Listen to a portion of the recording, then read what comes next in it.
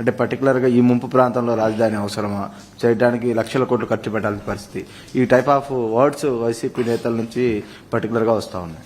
ఈ తెలివైన మేధావుల్ని చెన్నైని మార్చేయమనండి, బెంగళూరు సిటీని మార్చేయమనండి, బాంబే సిటీని మార్చమనండి, హైదరాబాద్ సిటీని మార్చమనండి. బుద్ధి జ్ఞానం ఉంటే మాట్లాడడం మానేయమనండి, బుద్ధి జ్ఞానం లేకపోతే మాట్లాడమనండి. మీ ఇంటి మీద నీళ్లు వస్తాయని ఆకాశంలో పోతాను, ఇంటికి నీళ్లు రాకుండా చూసుకోవాలా. ఊరికే మర్యాద చెప్తే మర్యాద కూడా లేదు వీళ్లకు. మర్యాద తెలుసుకునేది నేర్చుకోవాలి. ఇంకొకసారి మాట్లాడితే ఆ నాలుగులు తాళాలు వేయాల్సి వస్తుంది. వాట్ నాన్ సెన్స్, ఏంటి తమాషగా ఉంది. ఇన్నింటి వాస్తవాలు లెక్క పెట్టుకుంటూ రాజకీయం కోసం అసహ్యమైన రాజకీయాలు చేస్తారా మీరు? కక్కుర్తి రాజకీయాలు పడతారా మీరు? మాట్లాడేవాళ్ళు లేరని మీ ఇష్ట ప్రకారం మాట్లాడతారా? విషం కక్కుతారా? ఎందుకంటే విషం కక్కడం? విశాఖపట్నం ఉదేమైంది? నేను పులివెందుల్లో పెడితే ఏమవుతుంది? తిరుపతికి ఫ్లడ్ రాలేదా?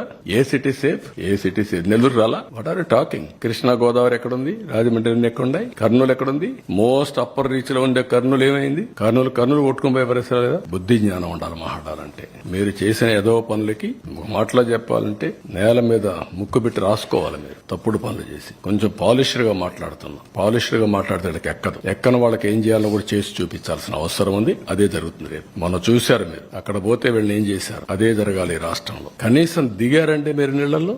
ఈస్ట్ గోదావరి జిల్లాకు పోతే రోడ్డు మీద తిరిగి మీరు వస్తే మీకు బాధలు తెలుస్తాయండి. మీకు నీళ్లలో దిగనవాడు, బురదలో దిగేదానికి నీకు ఆలోచన చేసేవాడు నువ్వు ప్రజాసేవ పనికొస్తావు నువ్వు అంటే ఏమనుకుంటున్నారు మీరు? అంటే ఏది చెప్పినా నమ్మేస్తారనే అజం ఆ పేపర్లు పెట్టుకుని, తప్పుడు పేపర్లు పెట్టుకుని, తప్పుడు ప్రచారాలు చేసుకుంటూ బతికిపోవాలనుకుంటున్నారు. ఆ ఆటలు సాగవు, అది గుర్తుపెట్టుకోమని హెచ్చరిస్తాను. అందుకే ప్రజలు కూడా 11 సీట్లు ఇచ్చి ఏ విధంగా తీర్పు ఇవ్వాలని ఇచ్చారు. That it self is an indication. ఊరంతా ఒక దారి, వీళ్ళది ఇంకొక దారి అంటారు. ముసలివాళ్ళు అంటే నడవలేని ముసలివాళ్లు పెన్షన్ డబ్బులు తీసుకొచ్చి ఇచ్చి ఒక నెల నాకు పర్వాలేదు, లేకుంటే 4-5 నెలలు సేవ్ చేసుకున్నాను, ఈ డబ్బులంతా ఇస్తానని చెప్తే బుద్ధి జ్ఞానం ఉందా మీకు? ఎంత రెస్పాన్స్ అండి?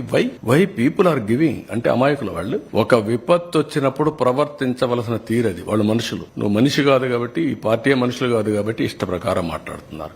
మానవత్వం లేకుండా మాట్లాడుతున్నారు. పుండు మీద కారం చల్లినట్టు.